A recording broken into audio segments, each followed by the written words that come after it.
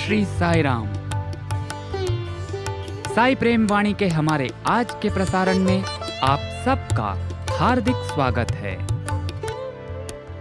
आज हम आप सबके लिए लेकर आए हैं सुमधुर कार्यक्रमों की मनमोहक कड़ी। आज के प्रसारण में आप दिव्य संदेश कार्यक्रम के अंतर्गत भगवान बाबा द्वारा लिखित महाग्रंथ गीता वाहिनी का एक भाग एवं आदर्श जीवन आनंद उपवन कार्यक्रम में एक मधुर कथा वृत्तांत सुनेंगे।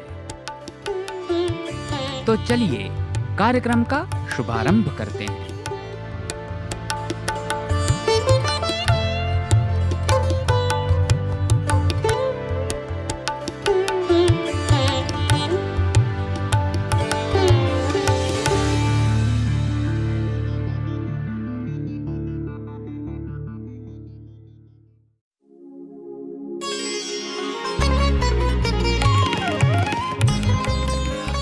अब प्रस्तुत है दिव्य संदेश। इसके अंतर्गत भगवान बाबा द्वारा लिपिबद्ध किए गए महाग्रंथों में से एक गीता वाहिनी का एक भाग आज हम प्रस्तुत करने जा रहे हैं। दिव्य संदेश, साई संदेश, दिव्य संदेश, साई संदेश। प्रथम अध्याय। गीता के अर्थ को समझने के लिए श्रद्धा भाव का होना आवश्यक है। इसका अध्ययन समर्पण और उत्कट इच्छा की भावना से करना चाहिए, क्योंकि गीता उपनिषदों का जिसका उद्देश्य समस्त मंद बुद्धि वालों को गीता रूपी दुग्ध पिलाकर सहारा देना है। कुछ लोगों का तर्क है कि गीता का पवित्र काव्य महाभारत लिखे जाने के पश्चात लिखा गया और उसी का एक भाग है।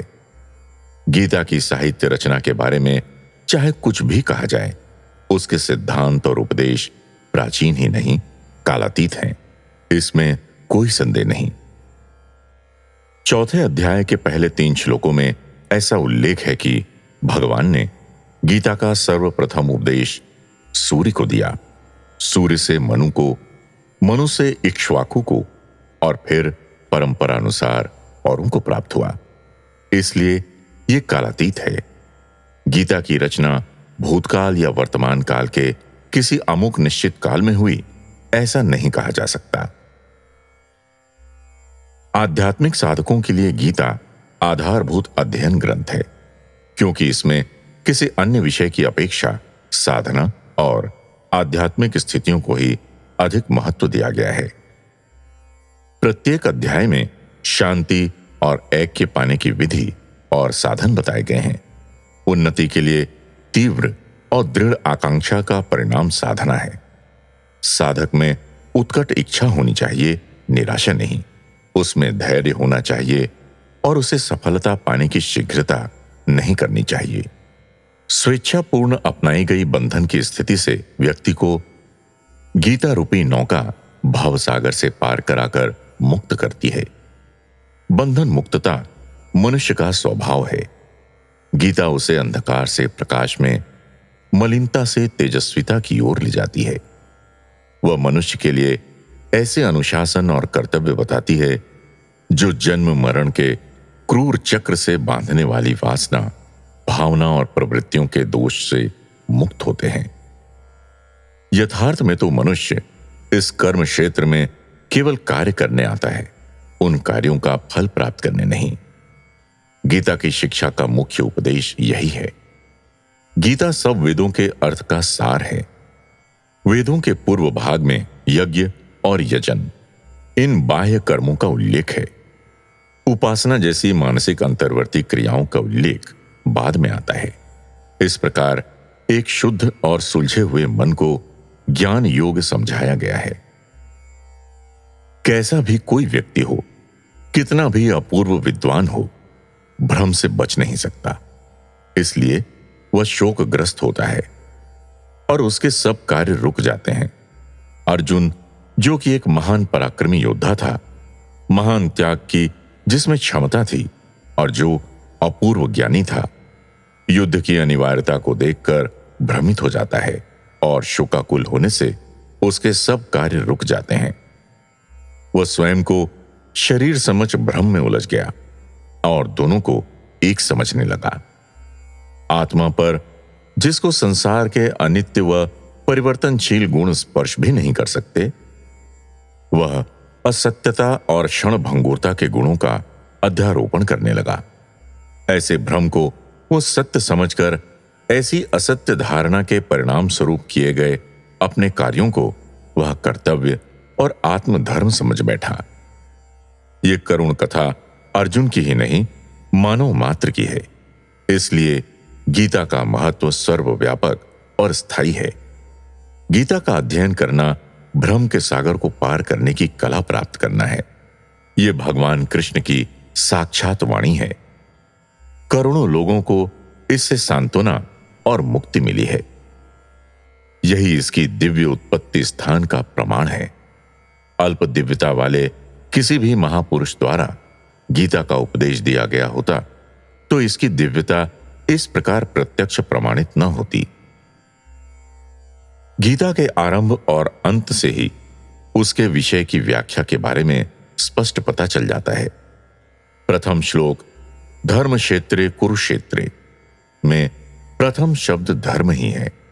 18वें और अंतिम अध्याय का अंतिम श्लोक यत्र योगेश्वरः कृष्णो है और योगेश्वर शब्द इसमें निहित धर्म की शिक्षा का सार है। इससे यह स्पष्ट होता है कि गीता की शिक्षा का लक्ष्य यही है। धर्म को याद रखो, उसका अभ्यास करो। कितना महत्वपूर्ण है ये शब्द। सब शास्त्र धर्म के सूक्ष्म गुणों का विभाजन और व्याख्या करते हैं। गीता में धर्म के ऐसे अध्ययन और विश्लेषण धर्म के सब सिद्धांतों की व्याख्या सहित प्रस्तुत किए गए हैं। अर्जुन जीव है, व्यक्ति है, शरीर रथ है और रथ में बैठे कृष्ण भगवान गुरु हैं। साक्षात भगवान सारथी हैं। मनुष्य की गायत्री मंत्र रूपी प्रार्थना धियो यो नः प्रचोदयात्।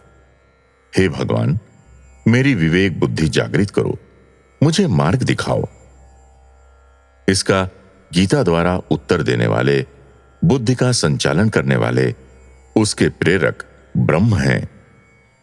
कौरव आसुरी प्रवृत्ति के प्रतिनिधि हैं, पांडव दैवी शक्ति के प्रतिनिधि हैं। एक असद है तो दूसरी सद है, एक बुरी है तो दूसरी अच्छी है, और इन दोनों परस्पर विरोधी प्रवृत्तियों में संघर्ष रहता है। इसके संघर्ष में कृष्ण, जो स्वयं आत्मा है, सदा धर्म की ओर, आधारभूत सत्य की ओर रहते हैं, न कि पतन की ओर ले जाने वाले भ्रम की ओर। यदि तुम भगवान को अपने पक्ष में रखना चाहते हो तो दैवी संपद धर्म के गुणों को धारण करो, क्योंकि जहां धर्म है वहीं भगवान है। इसका अर्थ यह नहीं है कि भगवान सर्वव्यापक नहीं। जिस प्रकार दूध में मक्खन व्याप्त है और उसका दही जमाकर जहां मथोगे वहीं से मक्खन निकलता है, उसी प्रकार जहां भी धर्म साधना होगी वहीं भगवान की प्राप्ति होगी। यतो धर्म स्ततो जयः। जहां धर्म है वहां जय है। अर्जुन शारीरिक दृष्टिकोण में डूबा हुआ था, इसलिए उसे आध्यात्मिक ज्ञान देना आवश्यक था। आत्म जागृति और उस आत्म तत्व पर ध्यान दृढ़ करना ही साधना का गुण है। यही कृष्ण की शिक्षा है। यथार्थ में सत्य की खोज का यही सार व तत्व है। अर्जुन अनेक प्रकार के संदेहों में उलझ गया था और उन्हें व्यक्त भी नहीं कर पा रहा था। तब कृष्ण ने उसे समझाया, अर्जुन, तुम ये सोचकर दुखी हो रहे हो कि ये सब राजा और राजकुमार जो तुम्हारे संबंधी हैं, तुम्हारे हाथों शीघ्र ही मरने वाले हैं। तुम धर्म की बातें बनाने में चतुर हो, लेकिन याद रखो, बुद्धिमान लोग न जीवितों के लिए और न मरे हुओं के लिए शोक करते हैं। मैं तुम्हें बताऊं क्यों? तुम तो शरीर के लिए शोक करते हो। मरने पर केवल वही नष्ट होता है। शरीर की प्रत्येक बदलती अवस्था पर क्या तुमने शोक किया? नन्हा बालक किशोर बना, किशोर युवक, युवक प्रौढ़ अवस्था को प्राप्त हुआ, प्रौढ़ वृद्ध हुआ, वृद्ध होकर मृत्यु में विलीन हो गया।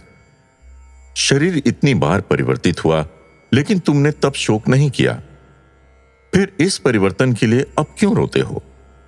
क्या आज भी तुम्हारा वैसा ही शरीर है जैसा बचपन में था? धृष्टद्युम्न को बांधते समय तुम्हारा जो शरीर था वो कहां गया? बचपन का वो पराक्रम तुम्हें अभी भी याद है, लेकिन ये शरीर जिसने ये पराक्रम दिखाया अब वैसा नहीं रहा।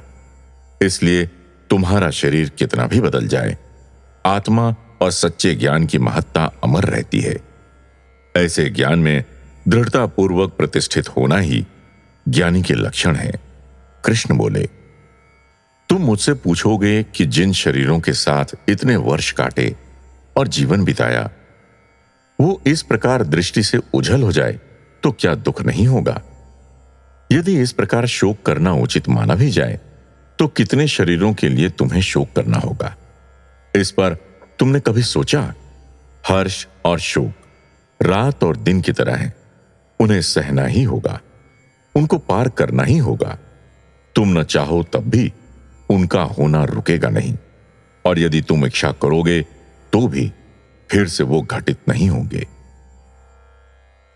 इनके होने न होने का संबंध स्थूल शरीर से है, आत्मा पर उनका कोई प्रभाव नहीं पड़ता। जिस क्षण तुम हर्ष और शोक के बंधनों से छूटोगे, उसी क्षण मुक्त हो जाओगे। इस सत्य की शिक्षा देने वाले प्रथम उपदेश को अर्जुन विषाद योग कहा गया है। भगवत गीता के भवन की यही नींव है। जब नींव दृढ़ होती है तो भवन भी दृढ़ होता है।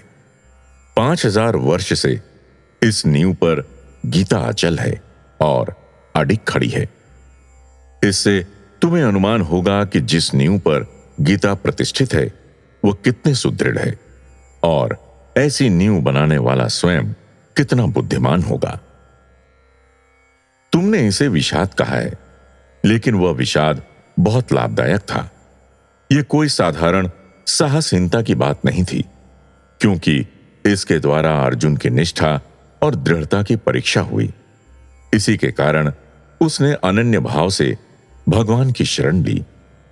इसलिए इस विषाद को योग कहलाने का गौरवपूर्ण नाम प्राप्त हुआ। यह गीता, जो कि विषाद योग से शुरू होती है, संन्यास योग में समाप्त होती है। विषाद नींव है, संन्यास उस पर निर्मित महान भवन है। विषाद बीज है और संन्यास फल है।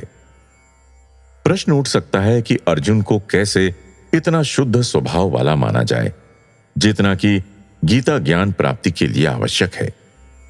अर्जुन शब्द का अर्थ है शुद्ध, निष्कलंक, शुभ्र। यह सर्वथा उपयुक्त नाम दिया गया था, और जैसा नाम वैसा ही उसका जीवन था।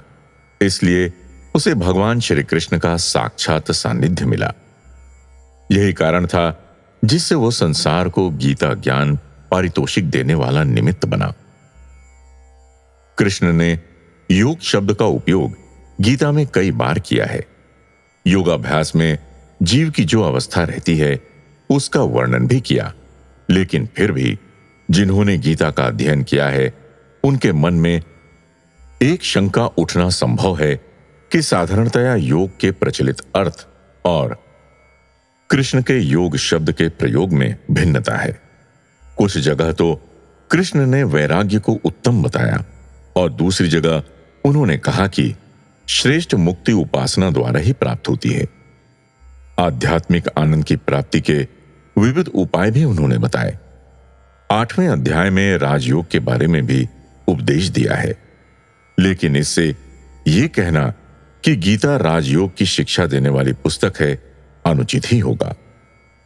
भगवान कृष्ण में पूर्ण समर्पण भाव बाह्य पदार्थ विषयक वस्तुओं से व्यक्ति को बांधने वाले विविध बंधनों से मुक्ति, सत्कार्य और सदाचार के नियमों का पालन, ये गीता के प्रमुख सत्य सिद्धांत हैं। भगवान ने इन्हें श्रेष्ठ प्रकार की शिक्षा और आंतरिक उन्नति के गूढ़ रहस्य कहे हैं। गीता का सच्चा अर्थ सब नहीं समझ सकते। प्रसिद्ध विद्वान और अपूर्व बुद्धि वाले लेखक भी इसके संदेश के रहस्य को नहीं सुलझा सके हैं। टीकाकारों का मत है कि इन सब परिवर्तनशीलता के मध्य में पूर्ण संतुलन या मुक्ति पाने का सिद्धांत अन्य सबसे अधिक आवश्यक है। दूसरी ओर अन्य लोग अपनी परिचित पाश्चात्य दार्शनिक पुस्तकों से गीता की तुलना कर युवा मस्तिष्कों को भी वैसे ही शिक्षा देते हैं। इसमें संदेह नहीं कि पूर्ण त्याग बहुत ही आवश्यक है, लेकिन इसको आचरण में बहुत कम लोग उतार पाते हैं। यदि किसी भी आध्यात्मिक शिक्षा को विश्वव्यापी सर्वमान्यता प्राप्त करनी है तो उसके नियम ऐसे होने चाहिए जिनको प्रत्येक व्यक्ति अपनी दिनचर्या और कार्यों में अनुभव करे, उन्हें अपने आचरण में उतार सके। अपने स्वधर्म का निर्भयता से पालन करना ही सर्वश्रेष्ठ धर्म है। लेकिन यहां धर्म और नैतिकता के संघर्ष की समस्या उठ खड़ी होती है। गहना कर्मणो गति है। नैतिक अनुशासन के बारे में भगवान कहते हैं, यह कठिन और आपत्तियों से भरा है। कौन सा कर्म उचित है, कौन सा नहीं। धर्म की दृष्टि से कौन सा कार्य धार्मिक है, कौन सा नहीं। इसके बारे में लोगों ने उचित निर्णय पर पहुंचने का पहले भी प्रयत्न किया है और अब भी कर रहे हैं। लेकिन कृष्ण ने उचित कार्यों के बारे में इस प्रकार बताया है, मन मना भव मद भक्तो मद्याजी मां नमस्कुरु मामे वैश्यसि सत्यम ते प्रतिजाने प्रियो असि में। सर्वधर्मान् परित्यज्य मामेकं शरणं व्रज अहम त्वा सर्व पापेभ्यो मोक्षयिष्यामि मा शुचः। अपना ध्यान मुझ में स्थिर करो, केवल मुझ परमात्मा की अनन्य शरण में आ जाओ। अनन्य प्रेम निष्काम भाव से मेरी पूजा करो। ऐसा करने से तुम मुझे ही प्राप्त होगे। ये मैं सत्य प्रतिज्ञा करता हूं, क्योंकि तुम मेरे प्रिय सखा हो। यही मेरी शिक्षा है, अनुग्रह है। मुझे प्राप्त करने का यही मार्ग है। संपूर्ण कर्मों के फल की आशा को त्याग कर केवल मेरी शरण में आओ। शोक मत करो, मैं तुम्हें सब कार्यों के परिणामों से मुक्त कर दूंगा। इन दो श्लोकों के अर्थ और महत्व पर ध्यान दो। क्या ये समर्पण तुमको इस संसार में आने, रुकने और जाने के चक्र से बचाने और मुक्त करने में पर्याप्त नहीं है? मनमना यानी प्रत्येक प्राणी में परमात्मा को ही देखना, अस्तित्व के प्रत्येक क्षण में परमात्मा की चेतना, इसी चैतन्य के आनंद में लीन रहना। मदभक्त अर्थात परमात्मा के प्रति निश्चल भक्ति और प्रेम के परिणाम स्वरूप उत्पन्न संबंध में एक रूप हो जाना। मदयजी का अर्थ है कि छोटे बड़े सब कार्य, इच्छा, संकल्प, वृत्ति, कृति, फल प्राप्ति, आरंभ से अंत तक कृष्ण को अर्पण कर दो और अपने सब मोह को त्याग कर सब कार्य निष्काम पूजा समझ विरक्त भाव से करो। भगवान तुमसे यही चाहते हैं। ऐसा पूर्ण समर्पण करना वास्तव में कठिन है। फिर भी व्यक्ति यदि थोड़ा भी प्रयत्न करे तो भगवान स्वयं उसे पूर्ण समर्पण करने का धैर्य व शक्ति देंगे। वह उसके साथ चलकर मित्र की तरह मदद करेंगे, पथ प्रदर्शक की तरह मार्ग दिखाएंगे, उसे बुराई और प्रलोभनों से बचाएंगे। भगवान उसका सहारा और वे ही उसकी लाठी की तरह सहायक बनेंगे। उन्होंने कहा, स्वल्पम अप्यस्य धर्मस्य त्रायते महतो भयात्। इस पथ का थोड़ा भी अनुसरण करने से महान भय से बच जाएगा। धर्माचरण स्वयं आनंद का स्रोत है। इस मार्ग में बहुत कम बाधाएं हैं। भगवान की यही शिक्षा है। मामे वैश्यसी, तुम मेरे पास आओगे, तुम मेरी प्राप्ति की ओर आओगे, अर्थात तुम मेरे रहस्य को जानोगे, तुम मुझ में प्रविष्ट होगे, तुम्हें मेरा स्वभाव प्राप्त होगा। इस प्रकार सदृश्य परमात्मा स्वभाव की प्राप्ति, सालोक्य परमात्मा में लीन, सायुज्य परमात्मा स्वरूप, शब्दों का अर्थ कृष्ण ने बताया।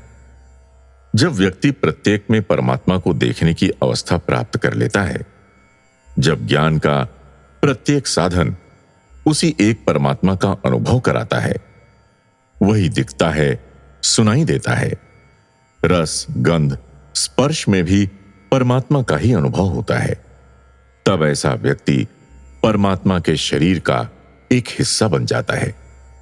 परमात्मा उसी के साथ रहता है, इसमें कोई संदेह नहीं। अपनी उन्नति के लिए इस कर्तव्य को आरंभ करते ही तुम्हें प्रथम प्रयास में ही एक नई शक्ति मिलेगी। एक अत्यंत पवित्र नए आनंद से तुम रोमांचित हो जाओगे। तुम पूर्ण परमानंद का आस्वादन करोगे। तुम में एक नई पवित्रता की स्फूर्ति भर जाएगी। ये धर्म असाधारण व्यक्तियों के लिए नहीं बनाया गया। ये सभी को प्राप्य है, क्योंकि परमात्मा को सभी चाहते हैं। सब में इस पहचान की विवेक बुद्धि है कि इस परिवर्तनशीलता के पीछे एक मौलिक आधार है। अत्यंत अधम पापी भी जब पश्चाताप की पीड़ा से विहल हो भगवान की अनन्य शरण में जाता है, तो वो भी उसी क्षण स्वच्छ हृदय हो पवित्र बन जाता है। इसलिए भगवान की आज्ञा है कि प्रत्येक को अपने विशिष्ट धर्म का पालन करना चाहिए। प्रत्येक को अपना जीवन अपने सभ्यता के आध्यात्मिक आधार पर रचना चाहिए और बाह्य पदार्थ विषयक दृष्टि को त्याग कर परमात्मा की वाणी को सुनना चाहिए। प्रत्येक भारतीय भारतवर्ष के मार्गदर्शक गोपाल की वाणी सुनने का विशिष्ट अधिकारी है। उस वाणी द्वारा उनमें व्याप्त अंतर्वर्ती दिव्यता, उनके द्वारा कहे गए प्रत्येक शब्द से, प्रत्येक अंकित अक्षर से, मन की हर एक इच्छा से, विचार से, कार्य और भौतिक वस्तुओं जैसे अन्न, आश्रय और आरोग्यता प्राप्त करने के ढंग से व्यक्त होनी चाहिए। इसी प्रकार भारतवर्ष मानवता को प्राप्त इस श्रेष्ठ सनातन धर्म के विशिष्ट उपहार का संसार के सामने दिग्दर्शन कर शांति स्थापित कर सकता है। इस धर्म के अनुसार कार्य ही ऐसा आत्मविश्वास प्रदान कर सकते हैं जिसके द्वारा सब कठिनाइयों पर विजय प्राप्त होकर आत्मशक्ति पुष्ट होती रहे। स्पष्ट मार्गदर्शन देकर पवित्र गीता वही वरदान प्रदान करती है।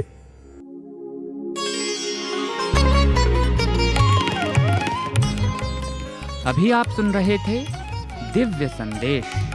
मधुरा मधुरा आज आपने भगवान बाबा द्वारा लिपिबद्ध किए गए महाग्रंथों में से एक गीता वाहिनी का एक भाग सुना। भवसागर तार का दिव्य संदेश, साई संदेश, दिव्य संदेश, साई संदेश।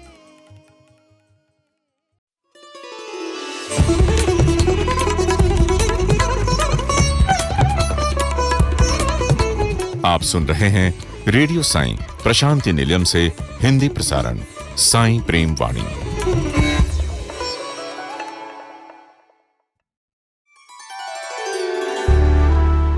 आइए अब सुनते हैं आदर्श जीवन आनंद उपवन प्रोग्राम। आज इसके अंतर्गत हम नौ दुर्गा महात्म्य शीर्षक के तहत श्री नवरात्रि पर्वोत्सव 2021 के उपलक्ष्य में प्रस्तुत की गई एक विशेष प्रस्तुति सुनेंगे।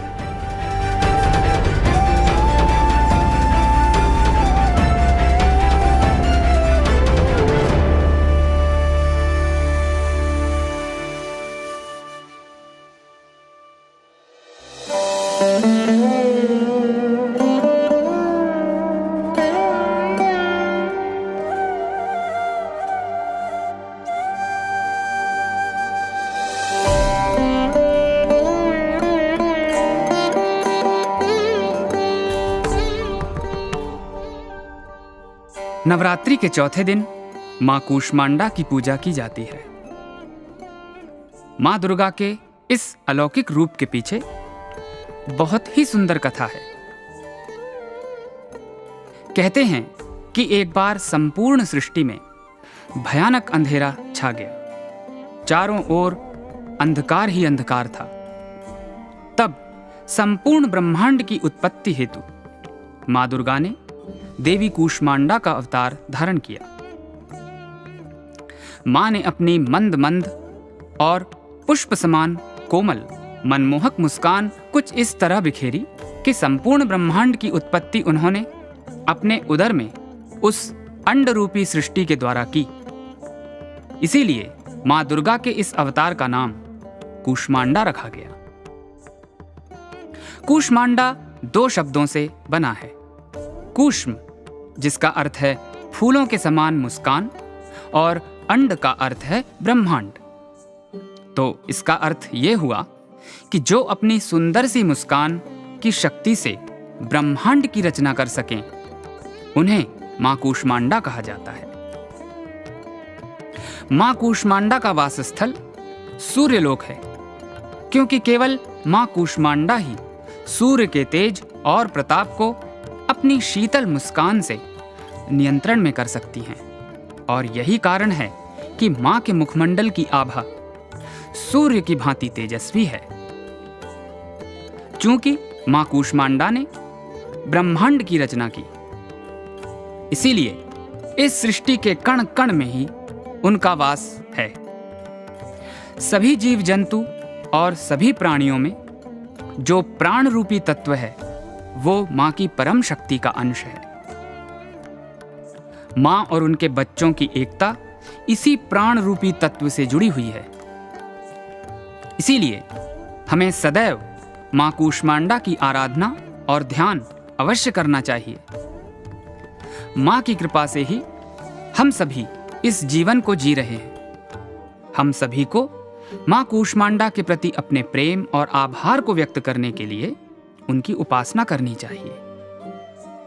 नवरात्रि के चौथे दिन हमें मां कूष्मांडा की पूजा करने से समस्त सिद्धियों और निधियों की प्राप्ति होती है। जो भी कोई मां कूष्मांडा की पूजा पावन मन से करते हैं, उन्हें यश, आयु, सुख, समृद्धि इत्यादि की प्राप्ति सहज ही हो जाती है।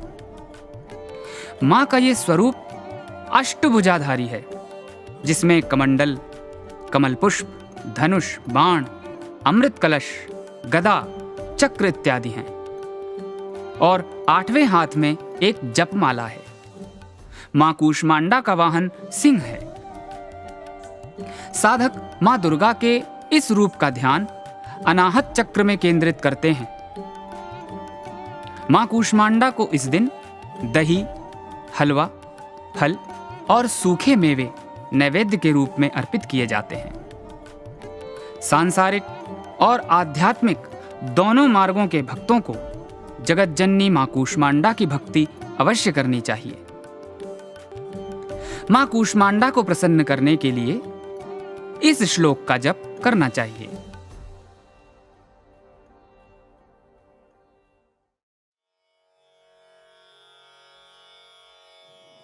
सुरा संपूर्ण कलशम रुधिराप्लुतं एव च दधाना हस्तपद्माभ्यां कूष्मांडा शुभदास्तु मे।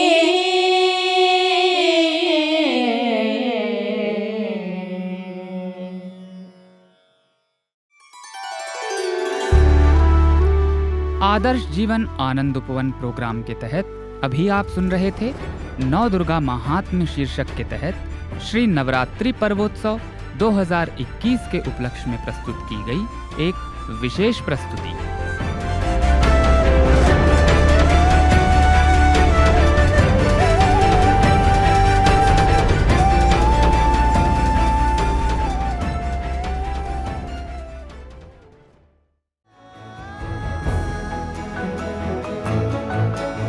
प्रिय श्रोताओं, अब समय है हमारे साईं प्रेमवाणी के इस प्रसारण को विराम देने का। हमें आशा है हमारा आज का कार्यक्रम आपको पसंद आया होगा। अपने सुझावों को हम तक जरूर भेजें। हमारा व्हाट्सएप नंबर है 9393258255। 6258 93 258 258। हिंदी भाषा में हमारी ये सभी प्रस्तुतियां YouTube पर भी उपलब्ध हैं। इन्हें वहां देखने या सुनने के लिए हमारे YouTube चैनल को सब्सक्राइब करें और कमेंट बॉक्स में अपने सुझाव देना न भूलें। हमें आपके सुझावों का इंतजार रहेगा। किसी ने कहा है कि सनातन साईं डगर को मजबूती से थामना है। सनातन साईं डगर को मजबूती से थामना है। मित्रों, अब इस दौर में बस ये हमारी साधना है। स्वामी से ये प्रार्थना है कि वे अपनी डगर से हमें बांधे रहें और हम सब साईं पथ पर चलते रहें। अगले प्रसारण में आपसे फिर मुलाकात होगी। तब तक के लिए आज्ञा दीजिए। धन्यवाद। सप्रेम साईं राम।